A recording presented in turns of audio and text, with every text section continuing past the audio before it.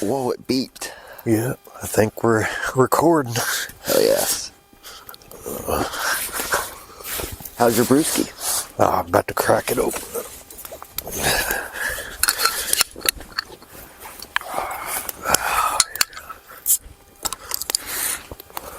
The old pop top skis. Yep. Pitching cig butts just in the fire here. Mm-hmm. Stout. Nice. Yeah, good. Oh yeah, yeah. Man, my buddy would always try to get me to do like imperial pale ales and things. And No, I don't like pale ales. Me neither, so. I like stouts. Nice, cool flames. Let's get this going. So, how's it going? It's going swell, buddy. Going swell. Fucking tired a little bit, but Yeah. glad to be out in the brisk air, hanging with homies. Good times. How about you? You doing swell? Yeah, I'm doing all right. That's something I was thinking about. Is like people say like, is life treating you okay? But it's like, what about the opposite? Like, are you treating life okay? Oh, whoa, You know, bro. like- I haven't thought of that. I feel like I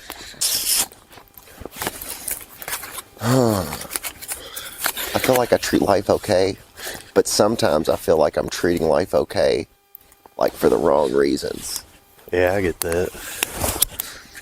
Just like, yeah, something I was thinking about when reading this book about, like, you know, philosophy and stuff, about how people view life or, like, try to break it down and, like, understand how life works when it's like you can never truly understand what life is about. So, But, like, even, like, you can get, like, a general idea, but, like, as soon as you try to, like, pinpoint something, then it's like you can never just, like, nail it down. even like master Buddhist monks achieving like enlightenment and stuff, you know, maybe that's just not true enlightenment. Maybe that's just one aspect of one little piece of enlightenment. Right. But, no, that's stuff I've been thinking about too is like, what was it? Like the thought I had too was, are you somebody you want to be? Or do you want to be who you are now? Like, have you ever thought about that? Like, have you ever been like, you know, being like a little kid and you're like, oh, I want to grow up to be this. Yeah. You know, but then when you grow up, you're like, wait, am I that? Or like, as you grow up, do you discover who you really are? Yeah. Being a little kid, I definitely wanted to do art stuff growing up. I was really into art and everything, and then right out as soon as I got out of high school, just no more art. My own art, I guess, with like my little pictures that I take and stuff like that. Oh, But yeah. no more drawing stuff. I was definitely like a drawer. Yeah. But I like science stuff too, and I think that little kid me would be proud of like the science aspect of what I do now, for sure. Oh, yeah. Other parts, he'd be like, "Oh, you smoke cigarettes! I can't believe you." Right. Yeah. Yeah, I think my younger self would be like kind of surprised at like I don't know, some of the stuff I've done. He's like, damn, you did all that? That's crazy. And Yeah, like, for sure. there's still a lot of stuff I want to do. But it's more like, I don't know, been coming to terms with like who I am now. And like developing that person that I am now rather than like trying to attain some like image of what I imagine myself to be, you know? It's like, I don't know. Maybe not even what you imagine to be now, but like imagine like what you used to imagine you'd be like, you know. Yeah. I don't think there's like one correct answer though, is how to go about it, but it's just interesting to think about as far as. It is. I think younger me would be proud of present me for the most part. Yeah. For the most part. For sure. Ugh. I would punch younger me in the head though. Be like, hey, Oh yeah. don't pick up cigarettes and Yeah, oh, yeah, silly shit definitely. like that. Yeah, Run from Megan's. Oh shit. And there's still a lot of time left though too, as far as Hell yeah. like with the whole creativity thing. Like you can still do that. There's still plenty of time. I was watching something where Seth Rogen was talking about how we didn't even hear of Ian McKellen until he was like 60 years old. Yeah, and he'd you been know? doing shit all his life. Yeah. But like he didn't get famous, till like Gandalf and X-Men and all that stuff. Right.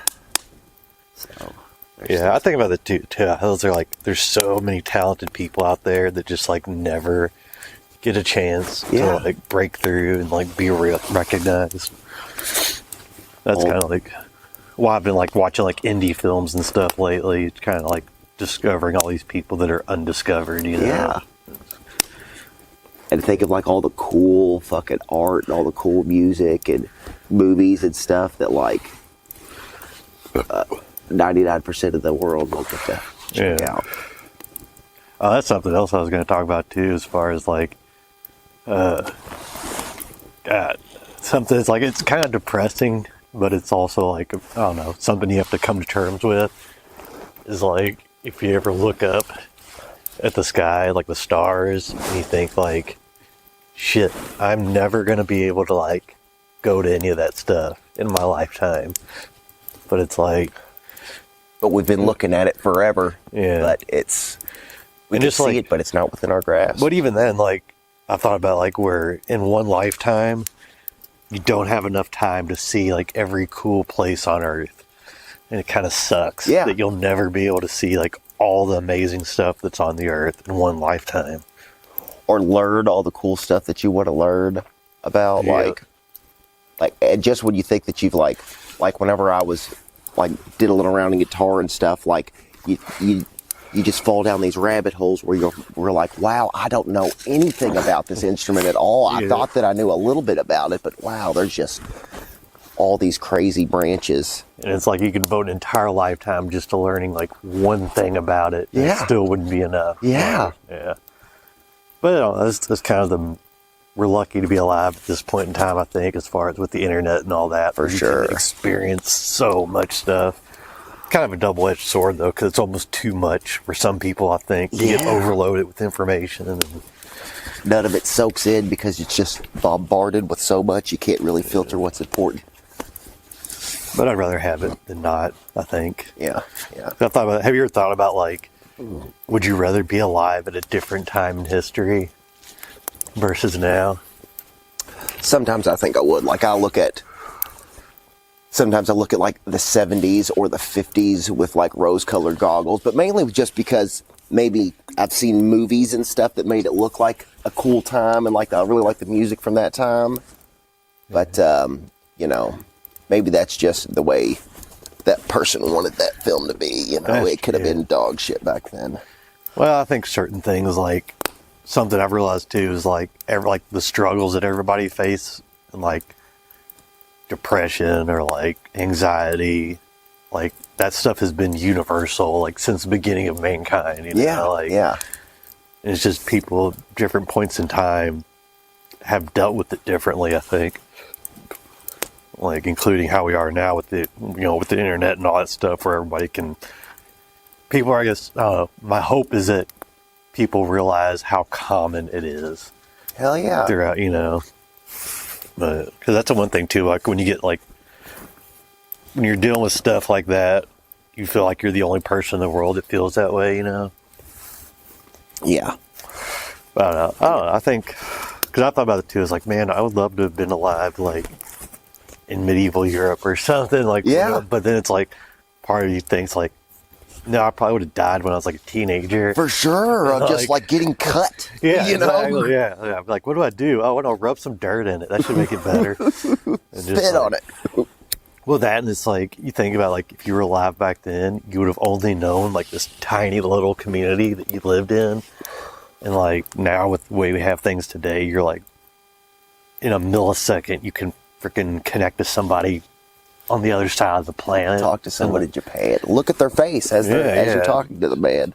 Star Trek stuff. I mean, even in our lifetime, how much that's changed. From where you'd have to make like I don't know, did you ever do like pen pal stuff in like grade school or whatever? Yes. And it's like you'd have to write a letter and wait for like months and months to get a reply. And it's like, what do they do now? And like FaceTime kids in other countries? Right. Oh, whoa. I think I remember just doing one little response for my pen pal, and both of our like letters felt very like forced. Oh, like, really? Hello, how are you? Good. I am good. Bye. I have to do this for school. Right. Oh, goodness. It's interesting, man. Yeah, I look at the 90s, like, I was a little kid in the 90s, so I feel like the 90s were this super cool, like, easy, everything was going swell time, but then you think that, like, Rodney King shit and, like, all the riots and shit was going on in the 90s. There was a lot of fucked up shit going on, but I was just too young to even think about it. And I will say, because I've had talking to some other people lately about, like, 90s cartoons.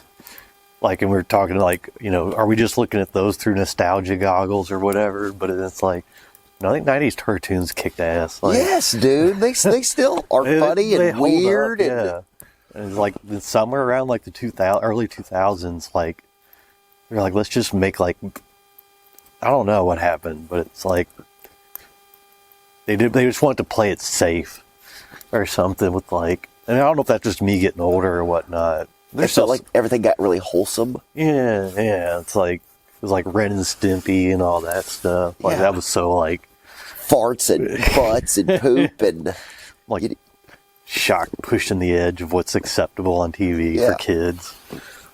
Hyper-realistic visualizations of, like, pimples. You know? Oh, there's still some good shows coming out, though.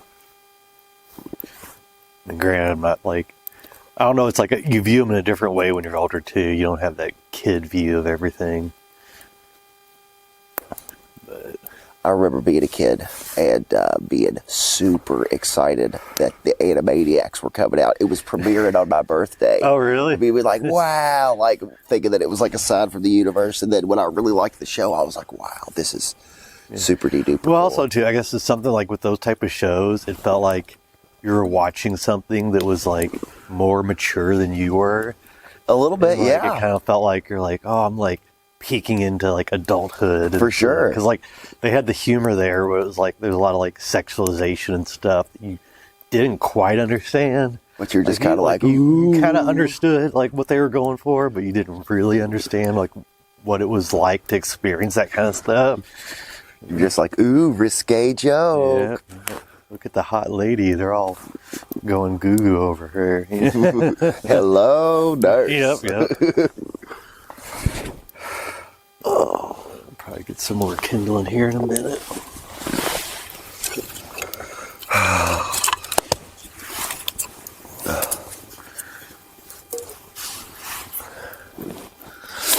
Yeah.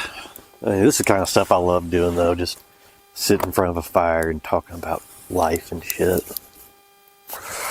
Hells yes. Gotta tell you I watched Dune. What's up? Gotta tell you that I watched Dune. Oh, Dune, the new one? Or not the new one that came out. It was actually Or like the old one.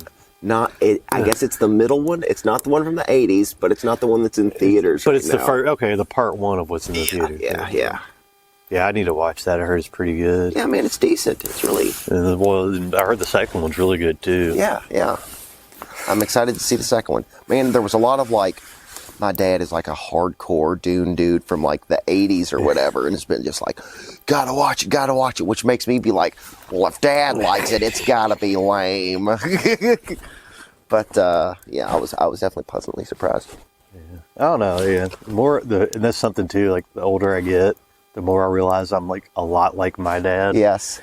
The more so than I realized before, and a lot of the stuff that like I thought I wouldn't like that he liked, I ended up liking, and I don't know. Definitely. Like, I don't know how your relationship is with your dad, but like for me, it's like he's definitely like the wisest person I know. Yeah. You know, as definitely. far as always a little add-ons of information for things. Well, I think it was a Mark Twain quote where he talked about, he's like when I was 12, something like, when I was 12, I thought my dad was the most ignorant person in the world, and then by the time I was 20, I was surprised to realize how much he had learned in that time, or something like that. It's true. Mark Twain. That's one of my role models. So like, if I could be like Mark Twain, I'd be a happy man. Just fucking sit on a porch and write cool shit. Yeah. I like him more for his humor more than anything else. Yeah. Like, he was just very... It's like, if you could go back in time and hang out with anybody, for me, it would probably be like Mark Twain. Just like I said, like chill out on a porch like that and just like have a smoke and a drink. Hell yeah. And shoot the shit with them. Does anybody come to mind for you for that? For you? That I would want to hang out with, man. Like, historical figure-wise, Maybe like any musicians or anything?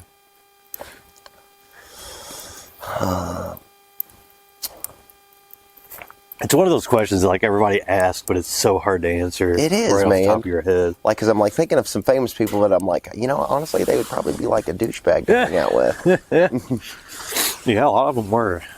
Well, that's right. Maybe John Candy. Oh, yeah, that'd be a good one. That'd be pretty cool. I really liked him and everything that I seen. He always seemed just like a warm, nice dude. Yeah. Yeah. I haven't seen a lot of stuff of him like off camera, but I would imagine so. My father's friend, his name is Dewey Woods. He was actually on a few episodes of Dukes of Hazzard. Really? Back in the 70s. You know, they had several of those cars because they would just crash through them and stuff, and then they would sell them afterwards, and he bought one of them for kind of cheap, and he would drive it around and stuff. And he was in the movie Stripes. Really? Yeah, man. I love that movie. Yeah, dude, it's pretty cool. Funny. That's another John Candy movie where he actually he's got pictures of where he was hanging out with John Candy and Harold Ramis and that's awesome. all that cool stuff. He did have lines in the movie, but they trimmed the lines down. But he's definitely still in it, like as a background character, standing like right next to Bill Murray and all that. I would love to do something like that, just be an extra in like somebody's movie that I really like. Like, not even have any lines, but just get to hang out with everybody, like even outside of like the movie and stuff. Yeah. That would be cool. He became friends. Like Harold Ramis would come down to his farm and like hang out and stuff like that for like weekends and stuff. And I'm like, man, that is too fucking rad. And you would not think it because, Dewey, you know, he's like in his like 60s or 70s now, so he's just kind of like, these are the things I used to do, you know. And you're like, whatever, old man. Well, that's something that like I love talking to old people. When I worked in the hospital, that was like my favorite thing to do was talk with older patients. Yeah. Like while they're waiting for surgery or something, and they would always have like the coolest stories to tell. For sure. It's like, I hope I can do that one day. I hope I can be like the old guy with a bunch of cool ass stories to tell. I mean, I have some now, but it's like a lot of them I'm not proud of. Right. It's like, mine are more awkward stories and funny stories. Like, I made this really big mistake in life. Like, here's how I fucked up. It was horrible. You know, one guy I remember, he was really cool. He worked for the Otis Elevator Company, and he helped design the elevators for the World Trade Center. Whoa! Yeah, and he was telling me all about like how hard it was to make elevators for him because they've never done anything like that tall before. Yeah. And like the tension on the wires was all crazy and stuff when it got that long. And like he said, they would do stuff. They had a place in Europe where they would just like test crash elevators. Neat. Where they would just like raise them up like 30 stories and just let them fall and see what happens. And I was like, man, that's awesome. So that'd be a cool job to have, man. Yeah, but I love talking. Like, that's the other thing I realized too over the past decade or so is I just like talking to like everybody and listening to their stories and like even like homeless people and stuff. Yeah. Like, I'll just like sit there and just listen to them talk, and a lot of times they just want somebody to talk to. For sure. And hell yeah. It's like, but I'm more than happy to listen. They always have some crazy story to tell. Everybody's got like their own story in life, and everyone has their own little wealth of information. Yeah. Well, then where was I? Reading it somewhere or watching something too, talking about how like not only does everybody have their own story, but it's like everybody's life is a multitude of stories, like all interwoven, you know? Oh yeah. And so it's like, yeah, the craziest Quentin Tarantino movie ever is The World, you know? Yeah. And it's like you could just freaking, everybody's got just awesome stuff to tell, and sometimes they just don't have anybody to tell it to, and or have a way to get it out there. But it's like, yeah, if you could talk to everybody individually, you would have the craziest stories, and just one after another. See how all the crazy butterfly effects happen, and all the different, this became this, affected this. I mean, did you ever do much stuff like this when you were younger or anything? Like campfires type stuff? Not when I was real young, man. I honestly, before I was like 18, I may have seen one or two campfires. And then, once I hit 18, I started going to like field parties and stuff like that. And then you're like, oh yeah. And all my like pyro buddies. Did you ever do anything with your family like outdoors? I remember a few like, a real fond memory of us all going camping at Barren River.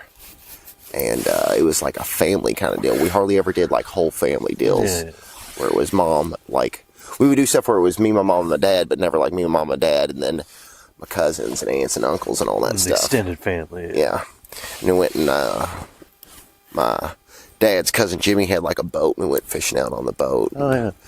God, I hope, man, that we found this little patch where we were throwing in and within 10 seconds catching a bluegill, and we did that for probably an hour, and it was awesome. Yeah, I haven't been fishing in a long time. My brother's big into fishing. One of those things sucks working night shift where you can't, it's like hard to get out and do that stuff. For sure. Yeah, that was something that me and my parents did a lot, that we don't do it as much now that everybody's gotten older. Yeah. We're going to have to do it when it warms up for sure. You know. Yeah, it's like certain stuff, it's weird. I had a lot of stuff too where it's like, yeah, I did it when I was like in my teens and 20s and then got in my 30s and just stopped doing it. Yeah. And it's like, damn, I need to do that stuff again. I think you just get caught up in life and working and shit. And forget how important it is to plan around. Like, because you have to actually plan for that stuff. You have to, get everybody together, when to go, where to go. Get the cooler together. But then it's like, it's so easy to get comfortable with that routine of like working every day and going home and like doing it again the next day. It's like, on the weekends just wanted to relax for a second. Yeah, just catch your breath on the weekend so you can do it all over again. You forget like shit, I need to plan for that kind of thing and make time for it. And then actually do it. Yeah, I think it's important too. It's just as far as mental health, I guess. Yeah, dude. Going out, getting away from it all. Getting some kind of relaxation and release for sure. Yeah, I don't know. I think it's more than just relaxation though. It's just like literally like doing something that you don't do every day, every single day. It's just like, it's so important to like have that variety in your life and not just work till you die. Like I said, it's kind of like there's so much shit to do in the world and so many places to see, and it sucks that like one lifetime is nowhere near enough to do it all. But it's like there's still tons of stuff you can do here that is like really awesome and really,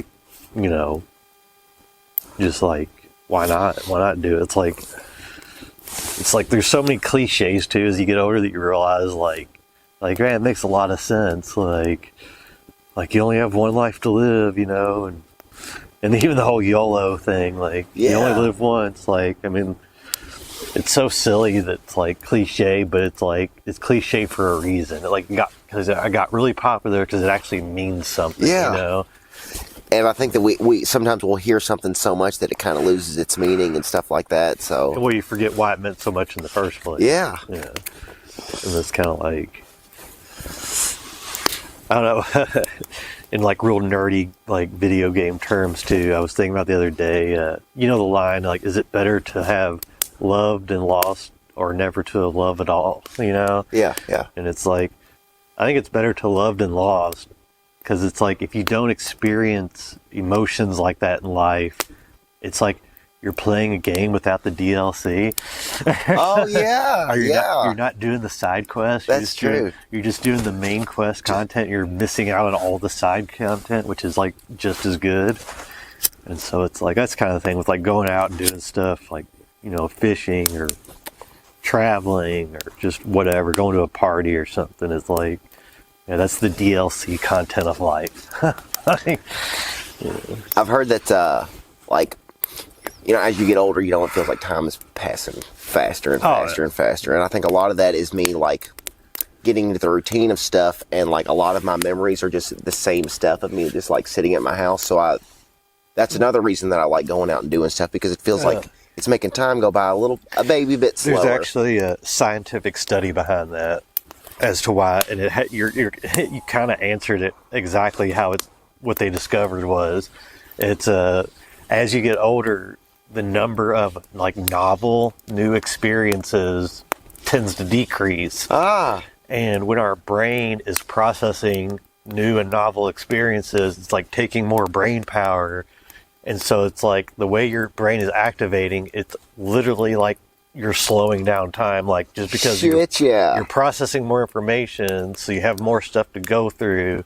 Whereas on a regular day where you experience the same stuff, it's just like, seen it before, and your brain doesn't do anything with it.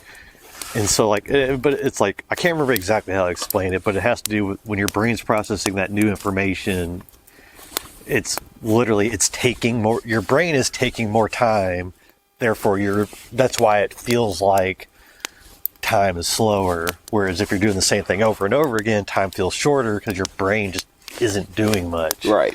So, yeah, so it's like you said, there's been weekends wherever I'll go home and just like play a video game for 14 hours, and then when I come back to work, I'm like, I didn't even have a weekend. Exactly. It feels like because your brain doesn't pick up on it and process it. Where it's like if you go and like I've had weekends too, where it's like I'll go on a little road trip or something, and like come back to work, and it felt like the weekend lasted a long time. You're like, wow, that was a vacation. Yeah. Because you have all these stories to tell and stuff of like what happened and you made new memories, and your brain just didn't throw it aside because it was the same shit as it's seen a million times before. So that's definitely a big reason. Yeah. If you want to like literally live longer, then experience new shit, and it'll feel like you live longer. You ever see the movie Click? With Adam Sandler? That's the remote control. Yeah, I saw that once a long time, and I think I was like pretty drunk or Gotcha. So I don't remember a lot about it. It kind of has, well, like now that we've had that conversation, it kind of has this thing where like the remote control is sort of learning what he's doing in his life. So like when he fast forwards through something once, later on in life when that happens again, it'll fast forward through it. And like towards the end of the movie, he's kind of like, oh, it sucks that my whole life's getting fast forwarded because I've seen it already. Or something. Yeah. And that's sort of pertinent. And, yeah. I never thought of it like that, till now. But a lot of movies have like a lot deeper stuff. It's like I think a lot of stuff like that, even like art or any type of medium, like telling a story, anything that tells a story, and there'll be like unintentional meanings. Oh yeah, like because if you write a good story or something like that, you're usually going to touch on some kind of like universal truth. Like I don't know if you've ever heard a thing. There's only 12 stories that have ever been told. No, that's interesting though. Well, it's because a lot of stories follow these main themes that are a common human experience. And the reason those stories get so popular is because everybody can relate to them because it's so common, that experience in life. But even if a writer, if something's really successful and they didn't intend to write like one of those main stories that deal with like a common human element, they like unintentionally end up doing so just because that's the way life is, like.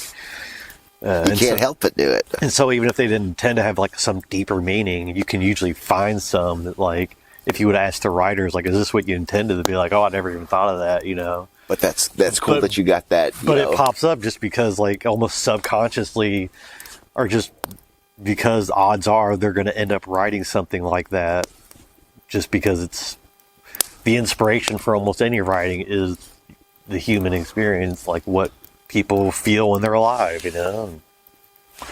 That's something I love about, I write a lot, and my creativity, like just coming up with like a lot of times before I even write something, I'll just write like a one-line like question or like topic or something.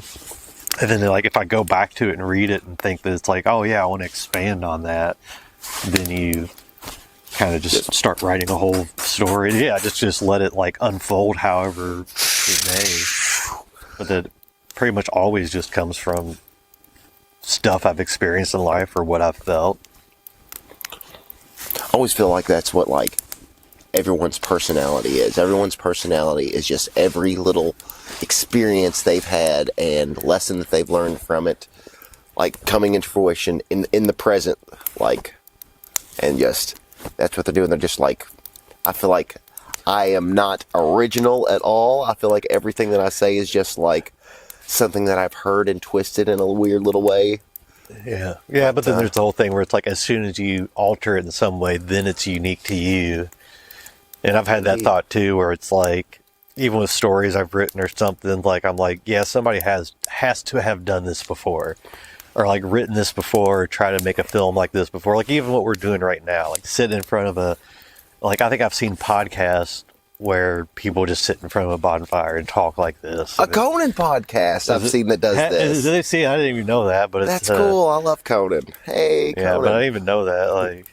Like, until like I started thinking about like, because you know you think of something like this and you're like, oh, that's kind of an original idea. It's an original idea for me. Yeah. But then you don't realize that it's like, oh, that idea stood out to me because I had seen it before and I liked it, and you know. But then it's like I said, like I had that thought where it's like, yeah, somebody has probably done this before, but it's never been done by me. Like I've never experienced creating it or doing it myself. No, right.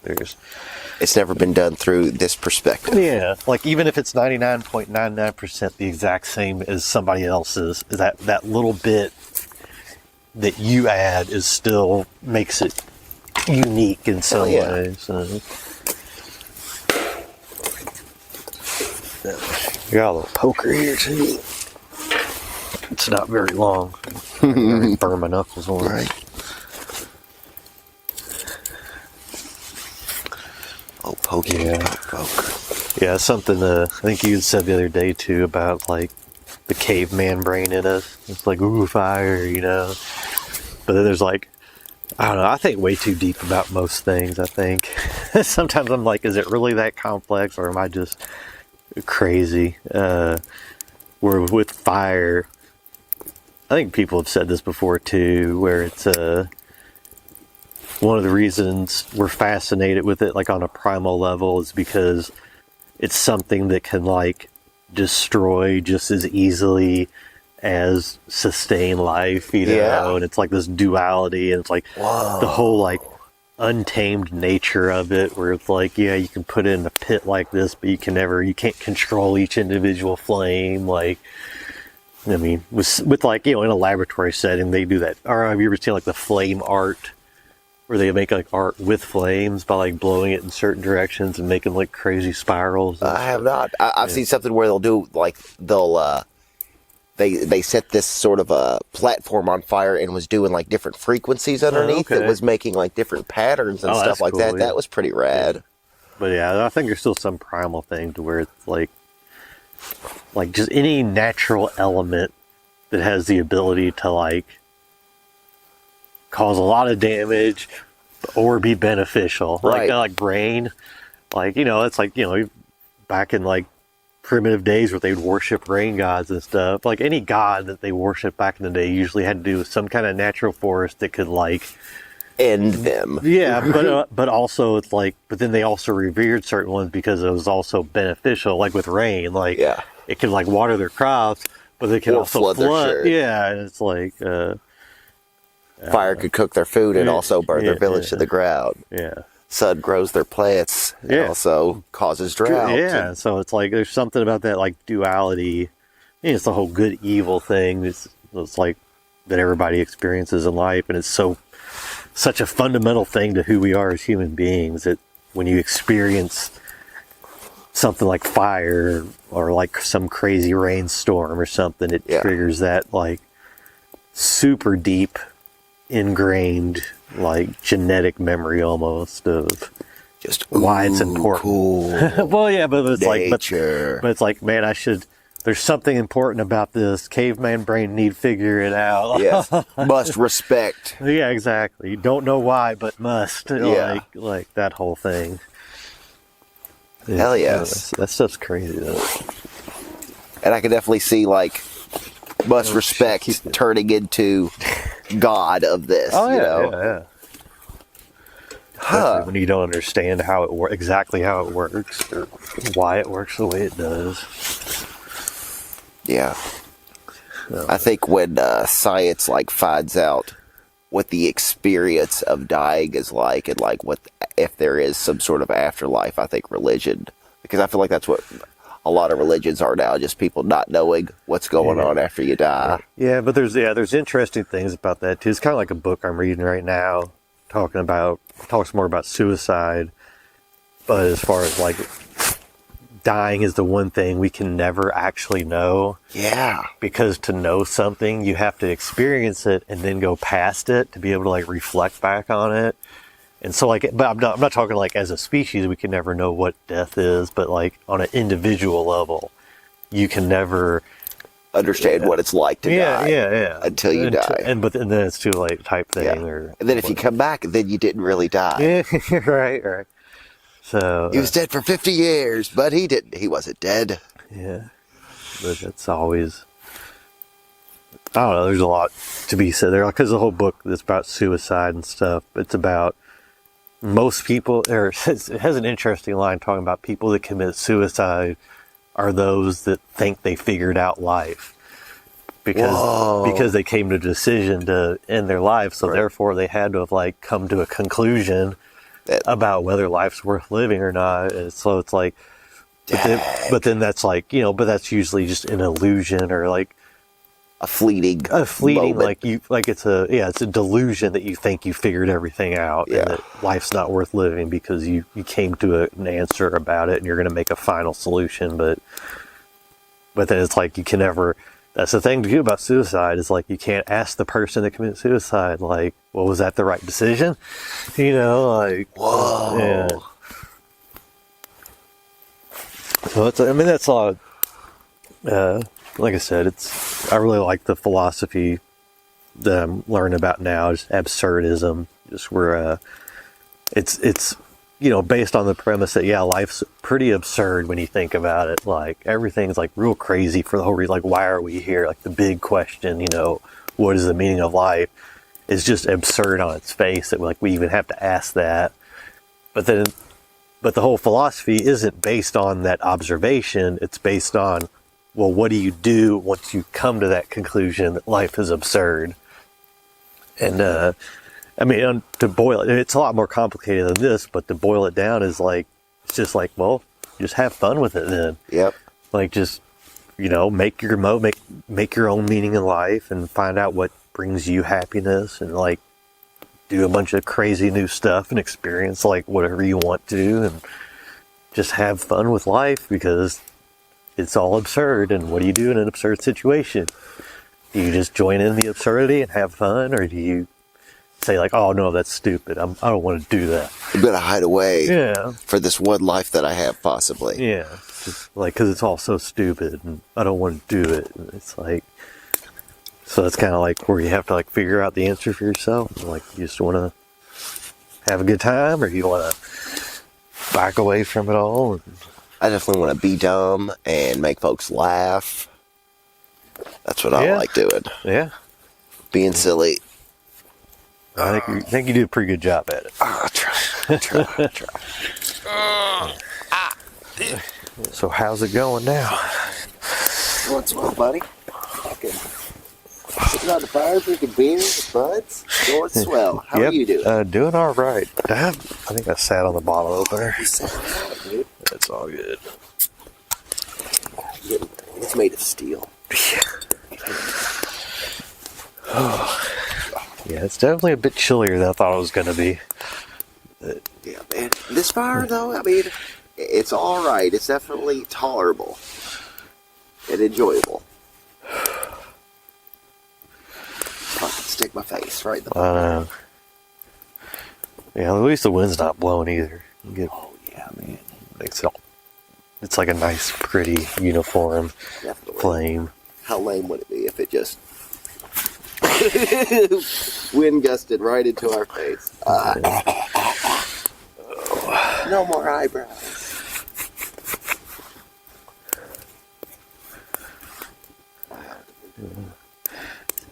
Very but, pretty campfire right now. but yeah, but one of the things I was thinking about earlier was the whole concept of just not being able to do everything in one lifetime. Oh yeah, Like, dude. and then as far as the whole, you look up to the stars and realize that it's like, yeah, that's something that'll be impossible for me to ever experience, is like going into space and like traveling to other planets, and like all the cool stuff you saw when you were a kid, and you were like just naive enough to believe like, oh man, maybe that could actually happen. Like Star Trek is a thing that's plausible. right, or like in my lifetime, yeah, it's like, but it's, yeah. And then you kind of get older and more cynical, and you realize like, nope, never gonna see that. We do have our good old video games. Yeah, I mean that's better than nothing, I guess. Maybe in our lifetime we'll get some VR that'll let us walk on Mars or on some sort of Alpha Centauri planet. Kind of like just we have the next best thing. Yeah. Where I mean, I don't know. You wonder too if in history people have been like that, where people came upon the realization, like when they started exploring the world, like there's this huge world, I'm never gonna know what's all out there, They're like, the best I have are these cave paintings, like that's the, like, instead of us with video games, they're like, yeah, this person brought back this sample of a plant from across the ocean, like it's like I'm really there, like look at this spice. Yeah, and it's like, it's kind of crazy like that. Maybe people have always felt that way, like kind of sucks, like, oh, I want to be able to go all these places, but I know it's just not possible with our current technology or whatever. And everybody since the beginning of time has been like, man, it would be cool if I could live 500 years and see, even then it's like us. Yeah, maybe that's why I like romanticized stories of vampires and stuff were invented, because first vampires were like, ooh, scary monsters. First, like, man, it'd be cool to be a vampire, kind of. Right. Yeah, it's one of those weird questions too. It's like, people have always written about like the curse of immortality. Yeah. Like where it ends up being a bad thing or whatever. Yeah. But it's like, yeah, I don't want immortality. I just want like a few hundred more years to to do a bunch of shit, Maybe where I'm not, feeling already horrible in my 30s. Right. I mean, what's the coolest place you've ever been to?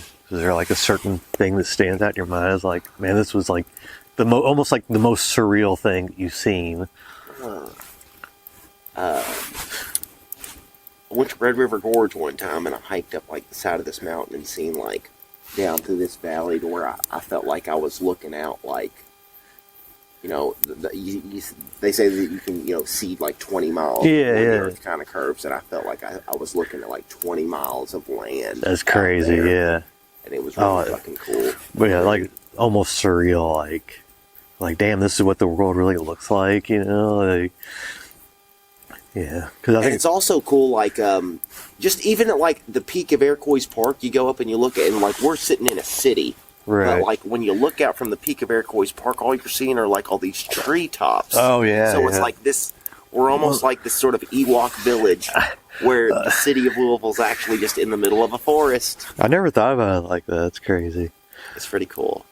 Because that's one thing I love about like when you go on like road trips or like outside the city, and you realize like, yeah, the majority of things is just like rolling hills with trees and like, a river here or there, and like that. It's crazy to think about. That's still how most everything is like.